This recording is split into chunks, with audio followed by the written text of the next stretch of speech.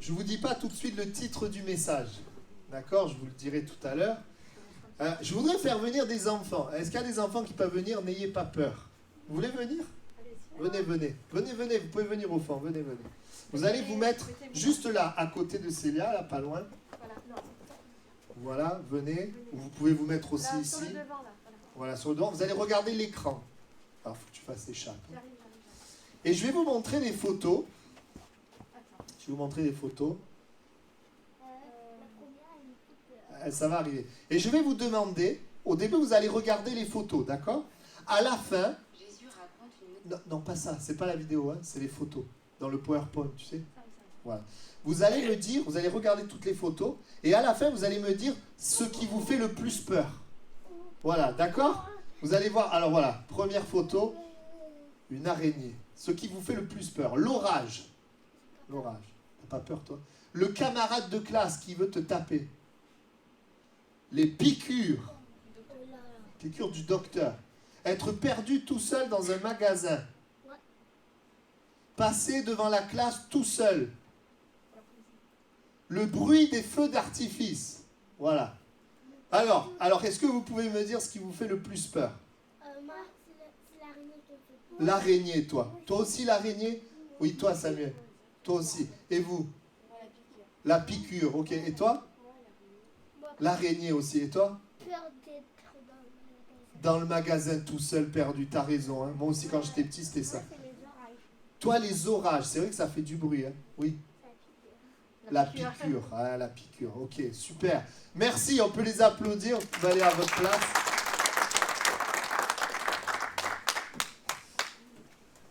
Vous voyez, dans la vie, il y a beaucoup de choses qui peuvent nous inquiéter. Ah ouais, on a oublié, j'avais la photo des épinards aussi. Là, ça leur fait peur de manger des épinards. J'ai dû l'oublier, mais... Et l'inquiétude... Alors, pour ceux qui... je vais donner une définition compliquée et simple. Hein. L'inquiétude, c'est un état pénible déterminé par l'attente d'un événement, d'une souffrance que l'on craint, par l'incertitude où l'on est. Voilà. Pour faire rapidement, c'est quelque part une foi négative dans l'avenir. L'inquiétude. Et le titre de mon message ce matin, c'est « Ne perds pas ton temps à t'inquiéter car Dieu t'aime ». Amen. On a parlé des petits-enfants et des choses qui les inquiètent, mais nous, les adultes, il y a aussi des choses qui nous inquiètent. Ce n'est pas forcément ces choses-là. Il y a des choses qui peuvent nous inquiéter. Il y a des inquiétudes que j'appelle les inquiétudes sensées. Il y a des choses, on a raison de s'inquiéter. On a raison, par exemple, de s'inquiéter de, par exemple, traverser la route sans regarder. On sait qu'il y a des voitures, donc comme il y a une certaine préoccupation, on fait attention de regarder. On voit aujourd'hui, avec le Covid, il y a une inquiétude, donc qu'est-ce qu'on fait? On prend des mesures. Voilà, il y a des inquiétudes logiques, sensées, où il faut prendre des mesures. Mais il y a aussi des inquiétudes insensées. Des inquiétudes pour des choses qui n'arriveront jamais. Ça vous est déjà arrivé de vous faire... Moi, ça m'est arrivé il n'y a pas longtemps. Il y a quoi? Une semaine. Je me suis fait tout un film de ce qui allait se passer. Je me suis un peu développé le problème que j'allais avoir et il n'a pas du tout eu lieu. Ça, c'est pas du tout. Donc, j'ai perdu du temps à m'inquiéter. Il y a des choses qui n'arriveront jamais. Parfois, c'est comme un film qu'on se fait avec une fin malheureuse. Oui ou non? L'inquiétude est comme un voleur. Il te prend l'énergie et la force que tu pourrais donner ailleurs. Il te prend ton temps que tu pourrais utiliser autrement et il te prend la tête. Parce que ça tourne, tu es mal, ça peut impacter ton sommeil et ta santé. Et j'aimerais lire un verset, je vais refaire un petit jeu avec les enfants. Alors, ce verset, on le prend maintenant, Philippiens chapitre 4, c'est un verset connu. Philippiens chapitre 4. Et les enfants, écoutez bien le verset parce que je vais vous poser une question après. Philippiens chapitre 4, versets 6 et 7. Qu'est-ce que Dieu nous dit sur l'inquiétude? Voilà, la Bible nous invite, on va le voir, à ne pas nous inquiéter. Elle nous dit, ne vous inquiétez de rien, mais en toute chose, faites connaître vos besoins à Dieu par des prières et des supplications, avec des actions de grâce, Et la paix de Dieu, qui surpasse toute intelligence, gardera vos cœurs et vos pensées en Jésus-Christ. Amen. Les enfants, est-ce que vous êtes là?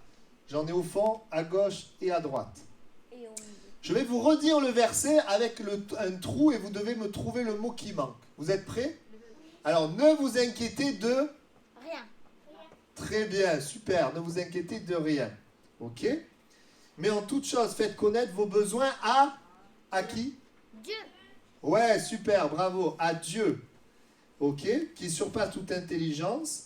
Non, je me suis trompé là. À Dieu par des prières et des supplications avec action de grâce. Et là, de Dieu, et là quoi? Paix.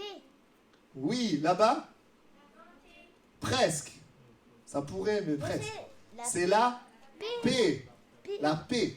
Et la paix de Dieu, qui surpasse toute intelligence, gardera vos cœurs et vos pensées en Jésus-Christ. Dieu nous donne un ordre. Il nous dit de nous inquiéter de rien. Il dit pas, bon, vous inquiétez pas de ça, mais ça, vous vous inquiétez. Non, il dit de vous inquiéter de rien. Donc s'il dit ça, ça veut dire qu'il y a des raisons de ne pas nous inquiéter. Et on va voir ensemble plusieurs points concernant l'inquiétude. L'inquiétude, elle veut frapper à notre porte. Vous voyez, l'inquiétude, elle vient par toutes sortes par des événements, voilà, elle vient frapper à notre porte. Mais on peut lui dire non. Et la Bible dit qu'on peut apporter le sujet d'inquiétude à Dieu en croyant qu'il s'en occupe. Amen. C'est Dieu qui nous dira dans 1 Pierre 5,7 au travers de son serviteur, « Déchargez-vous sur lui de tous vos soucis, car lui-même prend soin de vous. » Dieu nous dit, « Décharge-toi sur moi de tous tes soucis, car je prends soin de toi. » Amen. Et je voudrais, aujourd'hui on est là, physiquement, avec peut-être des soucis, avec peut-être des inquiétudes. Dieu voudrait, eh bien, que tu puisses apporter à Dieu le sujet de tes inquiétudes et que tu sortes de cette salle sans inquiétude. Amen. C'est la volonté de Dieu. Et si nous prions Dieu, nous disons, Seigneur, je ne veux plus m'inquiéter, je veux te faire confiance, je t'apporte cette inquiétude, est-ce que nous prions selon la volonté de Dieu? Eh oui, parce que c'est Dieu lui-même qui nous a dit de ne pas nous inquiéter. Donc, il nous est dit dans Jean 5, 14, 15, nous avons auprès de lui cette assurance que si nous demandons quelque chose selon sa volonté, il nous écoute. Et si nous savons qu'il nous écoute, quelque chose que nous demandions, nous savons que nous possédons la chose que nous lui avons demandée. Il y a deux raisons pour lesquelles il ne faut pas s'inquiéter. Première raison, pourquoi il ne faut pas s'inquiéter? Parce que quand tu t'inquiètes, tu fais des bêtises. Ça, c'est la première raison. Souvent, quand on s'inquiète, on agit d'une manière non pertinente. Il vaut mieux agir selon une conviction que selon une inquiétude. Et le conseil qui est donné, n'agis pas si tu es inquiet, mais apporte cette inquiétude à Dieu. Laisse Dieu mettre sa paix avant d'agir. Amen. Ça, c'est la première raison. La deuxième raison, celle qu'on va développer en 3 points.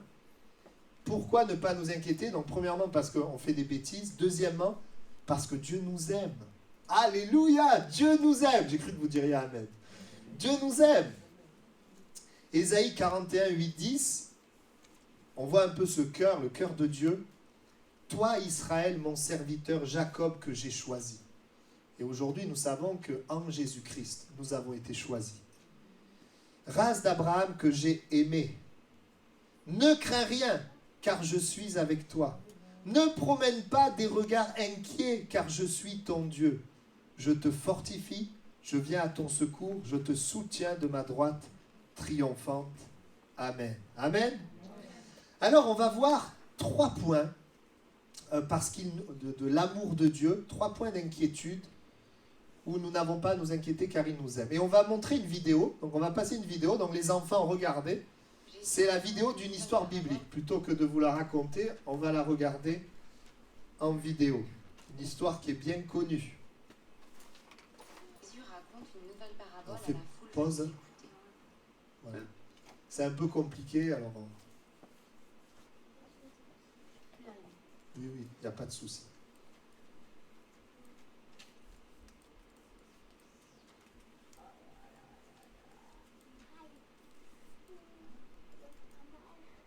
que je t'aide?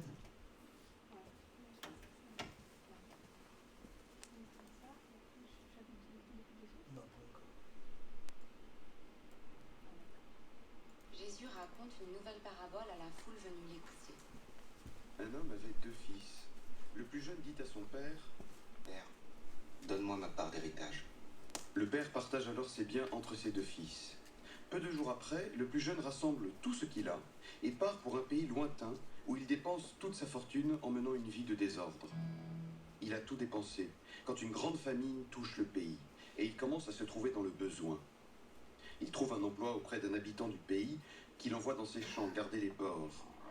Il voudrait bien se remplir le ventre avec les gousses que mangent les porcs, mais personne ne lui donne rien.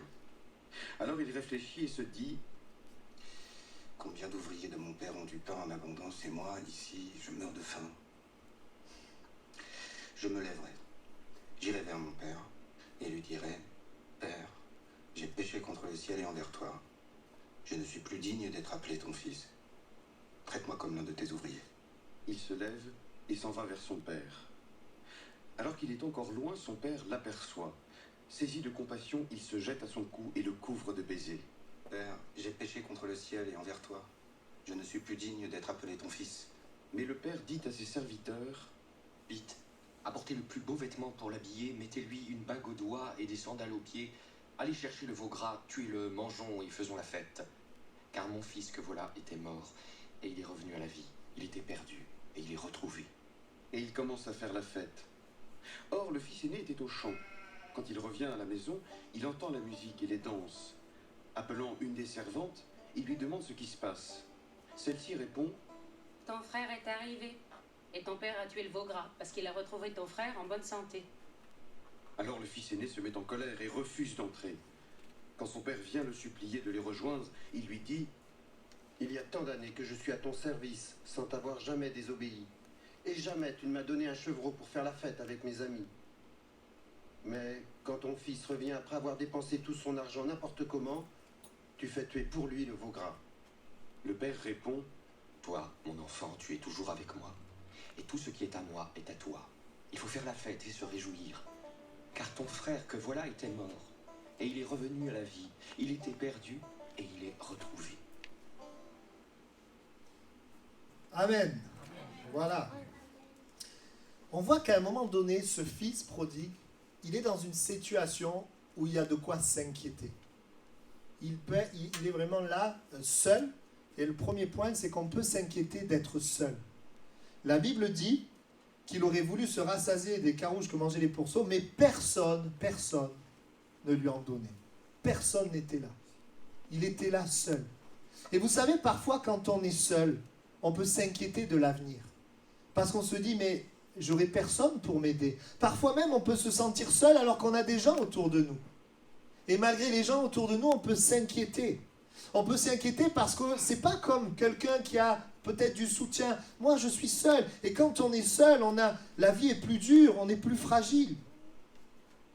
Seul à l'école, seul peut-être dans un problème, dans la famille, on peut être seul. Et ce fils, il est seul. Il n'y a plus personne autour de lui. On peut même dire rejeté, parce que tant qu'il avait de l'argent, il avait des gens autour de lui. Mais lorsqu'il n'y avait plus d'argent, il n'y avait plus de gens. Et parfois on est seul, parfois on est rejeté, parfois on a été déçu des hommes qui ont été là parce que quelque chose nous rassemblait, mais lorsqu'il n'y avait plus cette chose, ils n'étaient plus là. On peut être seul. Et qu'est-ce qu'il fait? Eh bien, il décide, il aurait pu rester dans son inquiétude de solitude, mais il fait quelque chose, il va vers son père. Et pour nous, il y a quelque chose d'important, c'est que nous pouvons venir vers Dieu. La Bible dit que quand Jésus est mort à la croix et qu'il est ressuscité, il a rendu la présence de Dieu accessible à l'homme.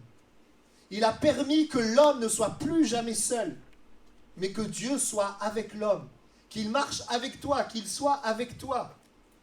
Et nous voyons dans ce texte que cet homme, au lieu de laisser, finalement, de rester dans son inquiétude, il va aller vers le Père. Et ce matin, Dieu voudrait t'inviter à ne pas nourrir cette inquiétude peut-être par rapport à ta solitude, mais à aller vers le Père. Et pour ceux qui sont déjà allés vers le Père, à réaliser que le Père est avec toi, que Dieu est avec toi, il est présent avec toi. Ce n'est pas toujours facile parce que Dieu, on ne le voit pas. Notre solitude, on la voit, mais Dieu, on ne le voit pas. Et pourtant, Dieu est bien présent. Dieu est là. Et dans cette histoire, le Fils va vers le Père. Et qu'est-ce qu'il nous est dit? Le Père, et ça c'est ce que Dieu fait, le Père l'accueille. Il est présent, il est disponible, il l'accueille. Je voudrais te dire, si aujourd'hui tu es inquiet d'être seul, inquiet pour ton avenir, inquiet parce que les hommes t'ont rejeté, j'aimerais te dire que Dieu t'accueille. Pourtant, si vous avez bien regardé le texte, on sait, enfin l'histoire, on sait qu'il avait péché, ce jeune fils. Il avait fait le mal. Comment aujourd'hui Dieu peut nous accueillir? Il a fait le mal et les hommes sont pécheurs. Nous avons péché, nous avons fait le mal. Pourquoi le Père peut l'accueillir alors que nous avons péché? Parce que Jésus a payé sur la croix pour notre péché. Et c'est parce que Jésus a payé pour notre péché que Dieu nous accueille. Ça, c'est un message aussi pour ceux qui ne le connaissent pas, mais il y a un message aussi pour nous qui le connaissons. N'oublions jamais que le sacrifice de Jésus fait que Dieu est notre Père, est présent avec nous, que le sacrifice de Jésus fait qu'il a pardonné nos péchés, passé, présent, avenir. Et il veut nous aider. Il l'accueille, et il l'accueille comme un fils, pas comme un esclave. Il lui met une robe, un anneau, des souliers. C'est vrai, il vient vers son Père avec humilité et il va être accueilli comme un fils. Et j'aimerais vous dire ceci. Si nous sommes inquiets d'être seuls, inquiets d'être rejetés, que nous avons accepté Jésus, notre Dieu est avec nous comme un Père est avec son Fils. C'est un Père qui nous aime et qui prend soin de nous. Et ça, c'est important de le réaliser. Amen. Vous savez que la parabole du Fils prodigue, elle a été écrite dans un certain but. Quand Jésus la raconte, c'est au chapitre 15, au verset 1 et 2, en fait, avant de la raconter, pourquoi il la raconte? C'est intéressant de savoir pourquoi il raconte. Il va parler du berger, la drachme perdue et cette parabole du Fils prodigue. Eh bien, il est dit dans le verset 1 et 2, « Tous les publicains et les gens de mauvaise vie s'approchaient de Jésus pour l'entendre. Et les pharisiens et les scribes murmuraient, disant, « Cet homme accueille des gens de mauvaise vie et mange avec eux. » Vous savez pourquoi ça a été écrit? Parce que les religieux disaient, mais non, sont pécheurs, ils n'ont pas accès à la présence de Dieu. Dieu ne peut pas être avec eux, Dieu ne peut pas être favorable. Pourquoi Jésus est avec eux? Mais Jésus, il apporte cette parabole pour montrer que Dieu veut être avec nous. Que Dieu veut être avec l'homme, que Dieu pardonne le péché de l'homme. Et j'aimerais que dans ce mois de janvier-février, nous vivions ce mois comme des fils de Dieu, sachant que nous sommes enfants, fils. Nous ne sommes pas seuls. Même si peut-être nous nous voyons seuls, notre Père est là et par sa parole, il nous parle. Par son esprit, il nous parle. Il nous aide, il nous réconforte, il nous accueille. Il prend soin de nous comme des fils. Si vous êtes parent, vous savez ce que ça veut dire. Parce que quand tu es parent, tu prends soin de tes enfants. Tu es responsable, tu leur donnes à manger. Tu prends soin de leurs besoins, que ce soit affectifs, physiques, émotionnels. Tu prends soin d'eux. Eh bien, notre Père prend soin de nous. Des textes dans la parole de Dieu montrent qu'en tant que croyants, nous pouvons être inquiets pour l'avenir, parce qu'il y a comme des moments de solitude, parce qu'il y a parfois des temps où nous sommes rejetés. Concernant la solitude, nous avons l'exemple d'Élie. Élie, c'est un homme qui aime Dieu, mais à un moment donné, il va dire à Dieu, je suis resté moi seul. Et on cherche à m'ôter la vie. Il est inquiet, il a peur. Quand une menace lui est présentée, je vais te tuer, il a peur, il est inquiet, il est seul. Pourtant, c'est un serviteur de Dieu. Mais il se sent seul. Et alors qu'il est seul, il s'en va. Et là, alors qu'il va s'en aller, Dieu va lui parler. Dieu va venir vers lui. Dieu va venir avec sa tendresse, comme dans l'histoire du Fils prodigue. Ce murmure doux et léger, Dieu va lui parler, Dieu va le fortifier, Dieu va être présent dans sa solitude. Et j'aimerais dire ce matin, peut-être qu'il y a des personnes qui sont inquiets pour leur avenir parce qu'ils sont seuls ou rejetés, eh bien j'aimerais te dire de la part de Dieu qu'il est avec toi. Il va te parler, il va t'aider, il va te conduire. Parce que voyez-vous, quand Dieu était avec Élie, ce n'était pas juste pour être avec lui, mais il était avec lui pour le conduire quelque part. Sais-tu que malgré ta solitude, alors que peut-être tu as l'impression que tu ne peux rien construire, tu ne peux pas y arriver, tu as non seulement le Dieu qui te soutient, qui est avec toi, mais qui va te conduire dans une direction. Il a un plan, un projet pour toi. Amen. Et si on devait parler du rejet, on prendrait Joseph. On parlerait de Joseph. Joseph, il aime Dieu. Il est rejeté par ses frères. Ses frères le rejettent. Et qu'est-ce qui se passe? Alors qu'il est rejeté de ses frères, il se retrouve esclave dans la maison d'un maître. Et vous savez ce que la Bible dit? Dans Genèse 39:5, l'Éternel bénit la maison de l'Égyptien à cause de Joseph. La bénédiction de l'Éternel fut sur tout ce qui lui appartenait. La Bible nous dit que Dieu bénit celui qui a été rejeté. Ça veut dire quoi? Dieu est avec lui. Et ça nous est dit parce que Joseph va ensuite être en prison. Et là, il nous est écrit, Genèse 39:21, l'Éternel fut avec Joseph et il étendit sur lui sa bonté. Il le mit en faveur aux yeux du chef de la prison. Amen. Ça, c'est important. Il est rejeté. Il pourrait être inquiet. Est-ce que vous ne pensez pas qu'il pouvait être inquiet? Il est esclave dans la maison de Potiphar. Il est loin de sa famille. Mais Dieu est avec lui. Et j'aimerais te dire de la part de Dieu ce matin, Dieu est avec toi. Il est avec toi et il te bénira même dans la situation de solitude dans laquelle tu es. Cette situation de rejet, il veut te bénir, il veut t'aider. Amen. Et c'est beau de voir que ce soit le fils prodigue, que ce soit Élie ou que ce soit Joseph, Dieu a été avec eux et Dieu a accompli son plan pour ces personnes qui étaient seules ou rejetées. C'est pas beau ça? Amen. Alors change ta conception de Dieu ce matin, quitte les pensées de condamnation, de culpabilité, pensées de mensonge sur Dieu et accepte que tu es un fils et qu'il est ton Père. Passe ce mois de janvier, fin de janvier et ce mois de février dans la conscience qu'il est ton Père. Amen. Deuxièmement, ce fils, il peut donc s'inquiéter du fait d'être seul, mais il peut aussi s'inquiéter du fait de manquer. Parce qu'il nous est dit au verset 14 qu'il avait tout dépensé. Il avait tout dépensé, donc ça veut dire qu'il n'avait plus rien. Donc, et on le voit, il voulait manger ce que les cochons mangent. Donc on voit qu'il est déjà en train de manquer. Il s'inquiète de manquer. Et je le dis, je le rappelle, s'il est déjà en train de manquer, c'est parce qu'il est loin du Père. Et donc, qu'est-ce qu'il fait? Il fait quelque chose d'intelligent. Il va revenir vers le Père. Et là, vers le Père, qu'est-ce qu'il nous est dit? Je ne sais pas si vous l'avez vu dans la vidéo, il y avait un beau veau gras. Enfin, il n'était pas si gras que ça dans la vidéo, mais c'était un veau gras. Le Père va tuer le veau gras. Dans la maison du Père, il n'y a pas de manque. Peut-être qu'il était là, il pouvait s'inquiéter, mais quand il va aller vers le Père va prendre soin de lui. Prendre soin de ses besoins. Et je sais que peut-être aujourd'hui, nous pouvons nous inquiéter, nous pouvons manquer. Ça peut être, ici c'est dans le domaine physique, la nourriture. Mais vous savez, les besoins, ça peut être dans le domaine du corps, mais dans le domaine de l'âme, et même dans le domaine de l'esprit, quand on n'a pas fait la paix avec Dieu. On peut manquer de nourriture, d'habits, on peut manquer d'argent, d'un travail. Mais on peut aussi manquer d'un conjoint, manquer d'un ami, manquer d'une église, de la communion fraternelle.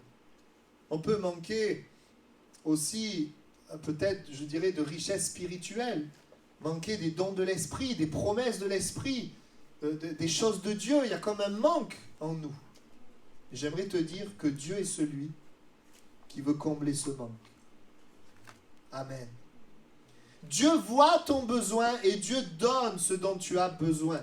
Le Père va tuer le veau gras et vous avez remarqué, il n'a même pas eu le temps de dire son besoin, que le Père va tuer le veau gras.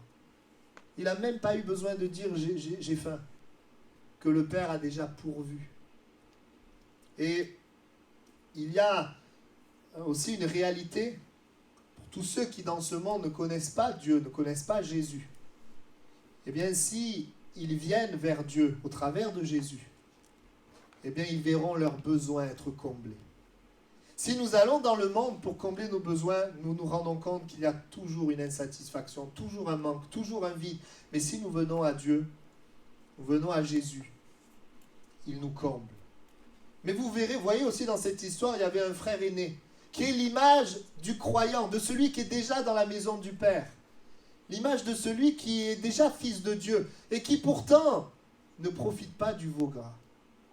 Pourquoi ? Parce que, en fait, il ne se sert pas. Le Père lui dit, mais oui, tout ce que j'ai est à toi. Il est là. Mais il ne profite pas parce qu'il ne se sert pas.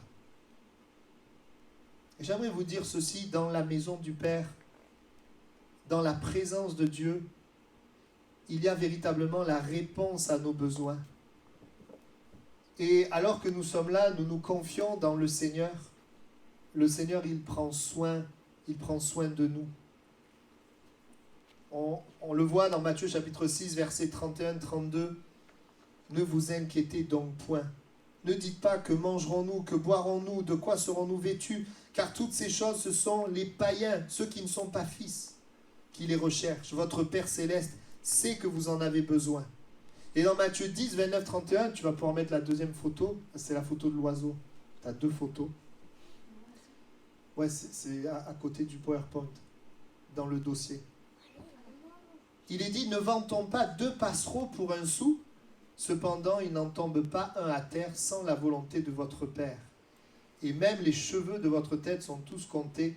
Ne craignez donc point, vous valez plus que beaucoup de passereaux. Vous voyez, ce passereau, c'est un tout petit oiseau. Tu peux mettre l'autre photo, si tu y arrives. C'est tout petit. Regardez dans la main. C'est tout petit.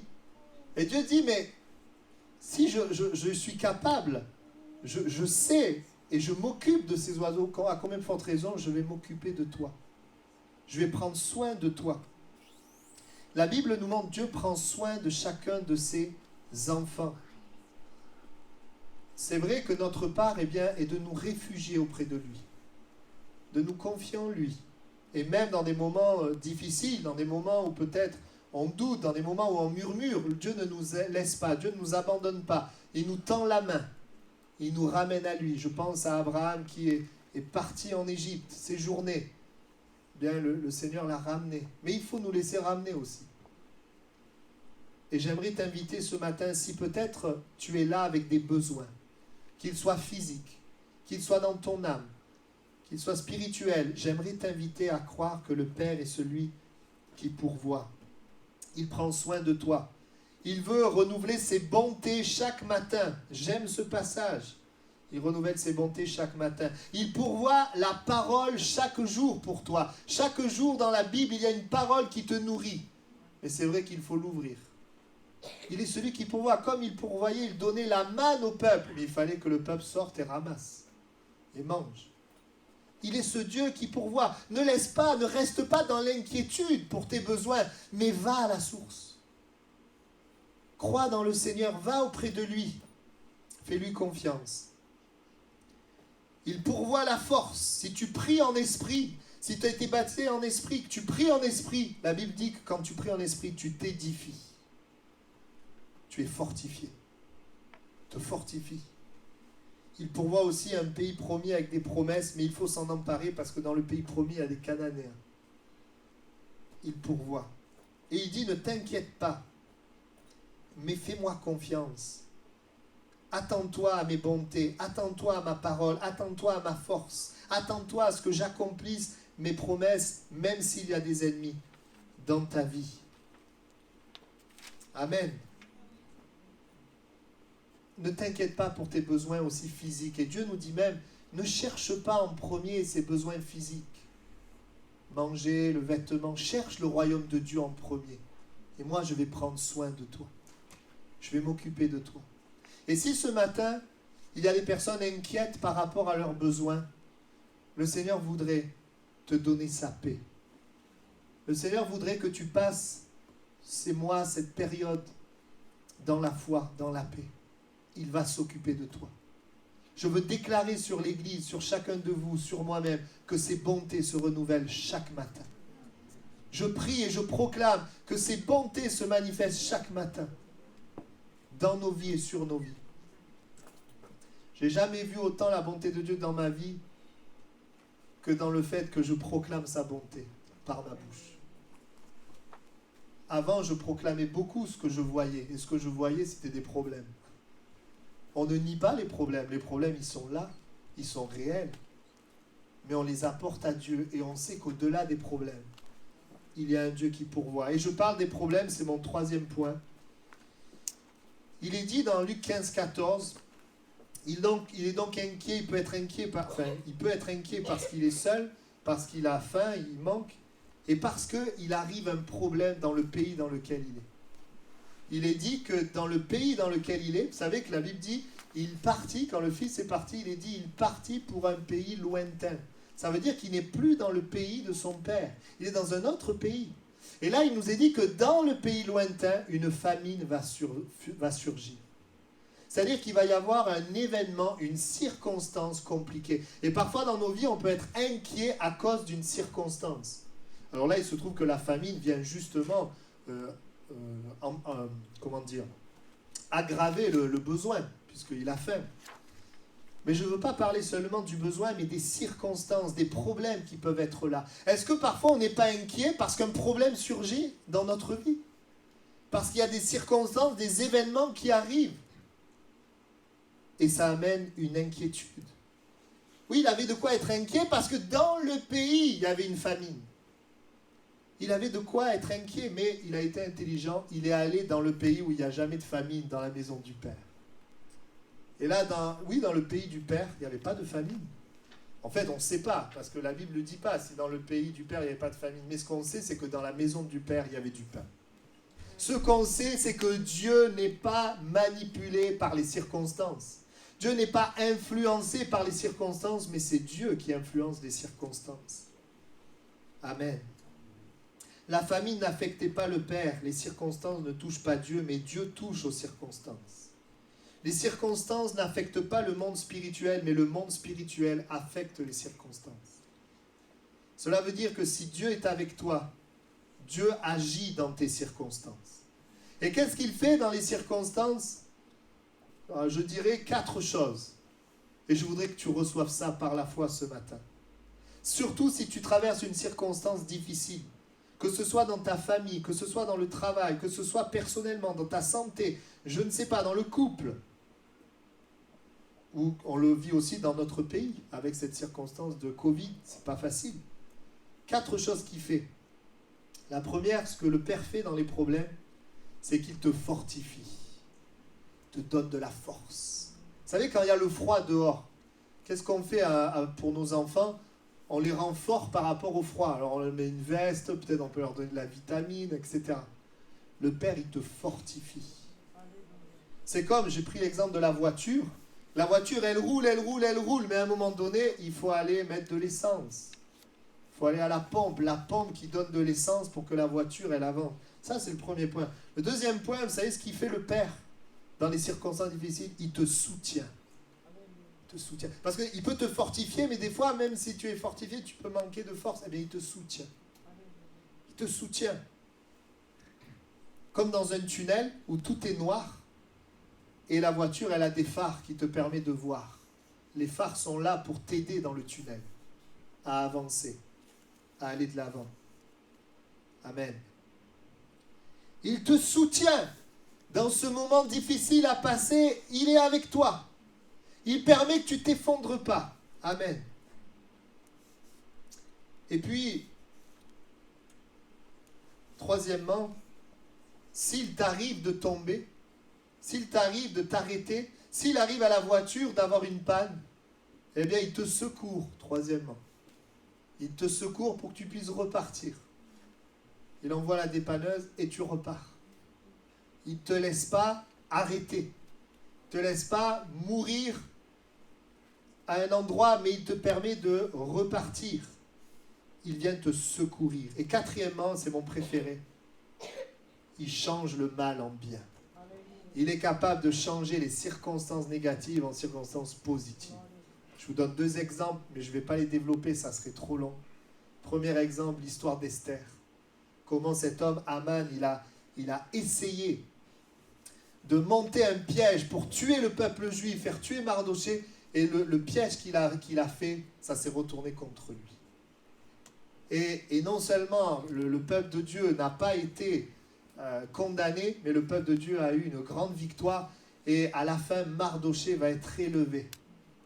C'était encore mieux, c'était encore plus grand que s'il n'y avait pas eu le problème. Ou encore, je pourrais te parler de l'histoire de Daniel, comment ces hommes ont fait des lois contre Daniel en disant si on ne prie pas le roi, on va dans la fosse aux lions. Ils ont fait ce piège. Et qu'est-ce que Dieu a fait? Il a changé le mal en bien. Vous savez ce qu'il a fait? Il a protégé Daniel des lions. Et il s'est glorifié au travers de ça. Le roi a reconnu que le Dieu de Daniel était vrai et il a publié dans tout le royaume. Il a donné un témoignage extraordinaire du Dieu de Daniel. Ça, c'est notre Dieu. Et j'aimerais que dans ton cœur, tu reçoives cette parole et que tu déclares face à la circonstance, eh bien Seigneur, tu me fortifies, tu me soutiens, tu me secours et tu changes le mal en bien. Amen. Et le fils est allé chez le père. Et évidemment, le père n'a pas souffert de cette situation. Il n'a pas souffert. Je pense aussi à la tempête dans Luc 8, 22, 25. La tempête qui se lève. Jésus est là avec les disciples dans la barque. Les disciples disent, Maître, nous périssons. Ils sont là, ils voient la tempête. Mais Jésus, il montre qu'il a autorité sur la tempête. Et aujourd'hui, Jésus nous invite à confronter la tempête en nous appuyant sur la parole de Dieu. Jésus leur avait dit, passons de l'autre côté. Et Jésus te dit, j'ai un plan, j'ai un projet pour ta vie. Je t'ai sauvé pour que tu ailles au ciel, mais je t'ai sauvé aussi pour accomplir un plan dans ta vie. À cause de ce plan-là, la tempête ne triomphera pas de toi. Alors confronte la tempête et déclare la parole de Dieu sur ta vie. Amen. Je termine et on va montrer les autres images. Il y aurait d'autres raisons de nous inquiéter. Mais pour chaque raison de nous inquiéter, voilà, laisse la première. Le Seigneur a une solution. Ça, non, la première, voilà. Ça nous parle de l'échec. Vous voyez, toutes les flèches sont à côté. Non, laisse la première. Voilà, merci. Oui, c'est pas ça, ça se développe tout seul, c'est ça. Voilà. La première, c'est l'échec. Tu peux avoir peur d'échouer. Tu peux avoir la crainte, par exemple, quand on est étudiant, de rater, d'échouer. Ce que tu vas entreprendre. Eh bien, j'aimerais te dire que c'est merveilleux parce que malgré peut-être cette peur de l'échec, notre Dieu, il nous conduit, même si nous échouons, il nous apprend et lui, il réussit. C'est-à-dire que toi, tu peux échouer, mais Dieu n'échoue pas. Dieu n'échoue jamais. Et je suis content de savoir que l'échec dans ma vie n'est pas un échec au sens final, mais l'échec, c'est soit une possibilité d'apprendre. L'échec, c'est parfois tout simplement une direction que Dieu donne. Parfois, par l'échec, Dieu nous donne une autre direction. L'échec, c'est un moyen d'apprendre, évidemment, pour changer. Et Dieu accomplit son plan malgré l'échec. On peut être inquiet, donc deuxième image, par rapport à la maladie. Inquiet de tomber malade. Inquiet que ça s'aggrave. Peut-être que tu es là, tu as un problème et tu es inquiet que ça s'aggrave. Inquiet de tomber malade. J'aimerais te dire, la parole de Dieu nous dit qu'il donne la santé. Il nous donne une bonne santé. Mon fils, sois attentif à mes paroles, car c'est la santé pour toi. Proverbe 4, 20, 22. Et il guérit les maladies. Ne pense pas, ne t'inquiète pas de ce que la maladie va empirer, mais crois dans ton cœur que la maladie va disparaître, qu'il te guérit de tes maladies. Reçois-le ce matin, proclame-le. Je crois que nous allons le voir de plus en plus si nous acceptons la parole de Dieu et que nous la nourrissons dans notre cœur. Troisièmement, on peut être inquiet par rapport à un pas de foi que Dieu nous pousse à faire, à nous lancer. Parfois, le Seigneur nous pousse à un pas de plus, un pas de foi, peut-être à nous consacrer davantage à lui. Il nous pousse, le Saint-Esprit en nous pousse à venir à lui, nous pousse à témoigner, nous pousse à le glorifier, nous pousse dans une direction, nous pousse à la foi. Il nous pousse et le Saint-Esprit nous pousse à la foi, il honore la foi. Je pense, vous savez, à Moïse, quand il a dû lever le bâton pour la mer, là. Mais mettez-vous à sa place. On n'a jamais vu ça. On n'a jamais vu une mer s'ouvrir. Mettez-vous à sa place un instant. Il lève le bâton devant tout le monde. Mais s'il ne se passe rien, mais il est ridicule. il a fait un pas de foi et quand il a ouvert, il a permis au peuple de passer. Des fois, Dieu t'amènera à faire un pas de foi qui permettront aux gens autour de toi de passer. En faisant un pas de foi, en témoignant, parfois en disant ce que le Seigneur a mis sur ton cœur, tu vas permettre à des gens de vivre un miracle. Et ça, c'est à la mer Rouge, il a levé le bâton. Et au Jourdain, ils ont mis les pieds dans l'eau et le Jourdain s'est ouvert. Ça, c'est un pas de foi que tu fais pour ta propre vie. Où Dieu t'amène au-delà de ton cadre et il t'invite à faire un pas de foi. Au lieu de t'inquiéter tout le temps, à te lancer dans le vide parce qu'il y a l'élastique qui te tient. Tu ne vas pas te cracher, mais Dieu va être avec toi. Et puis, un autre point, on peut être inquiet. Tu peux mettre la suivante, merci. On peut être inquiet pour les personnes que nous aimons. On peut être inquiet pour les personnes qui sont autour de nous. Inquiet pour nos enfants, inquiet pour nos parents, inquiet pour ceux qui ne connaissent pas Jésus. Inquiet pour ceux qui traversent l'épreuve au sein de notre famille. Vous savez, Paul, à un moment donné, il dit ceci, Galates 4, 19, 20, « Mes enfants, pour qui j'éprouve de nouveau les douleurs de l'enfantement jusqu'à ce que Christ soit formé en vous, je voudrais être maintenant auprès de vous et changer de langage, car je suis dans l'inquiétude à votre sujet. » Vous voyez, Paul, il montre qu'il peut y avoir comme une préoccupation, une inquiétude à leur sujet. Et qu'est-ce qu'il fait? Eh bien, il va les enseigner. Et évidemment, qu'est-ce qu'on fait? On prie, on enseigne le Seigneur, il va s'occuper de ces personnes. On lui présente ces personnes. Et notre Père, eh bien, il s'occupe de ces personnes. Notre Père, il écoute nos prières. Il sauve nos familles. Je voudrais que tu le crois, que tu ne perdes pas de vue que c'est une réalité. Amen. Et dernier point, nous pouvons avoir de l'inquiétude pour l'avenir, parce que nous ne contrôlons pas l'avenir. De manière générale, qu'est-ce qui va se passer? Qu'est-ce qui va se passer dans notre monde? Ça, on le sait un peu, c'est pas très positif. Mais qu'est-ce qui va se passer pour ma vie? Et je rappelle le message qu'on a vu dimanche dernier, il a un avenir dans un monde sans avenir. Alors ne t'inquiète pas pour l'avenir, mais inquiète-toi d'avoir Dieu avec toi. Ça, c'est important. Nous ne contrôlons rien, mais notre vie est dans ses mains. Et c'est lui qui nous a dit, eh bien, que toute chose concourt au bien de ceux qui l'aiment. Amen. Alors, nous avons ce matin des raisons de ne pas nous inquiéter, car ça prend notre énergie, notre temps et notre tête. Et parce qu'il nous aime et il veut s'occuper de nous. Vous savez pourquoi l'inquiétude est souvent plus forte que l'amour de Dieu? C'est très simple. Parce que l'inquiétude s'appuie sur des choses visibles, tandis que l'amour de Dieu s'appuie sur quelque chose d'invisible, qui est sa parole. Et donc nous avons tous cette tendance à nous inquiéter. Voilà pourquoi il est important pour nous de revenir à la parole de Dieu et de croire ces réalités invisibles afin qu'elles deviennent visibles. On va incliner nos têtes quelques instants.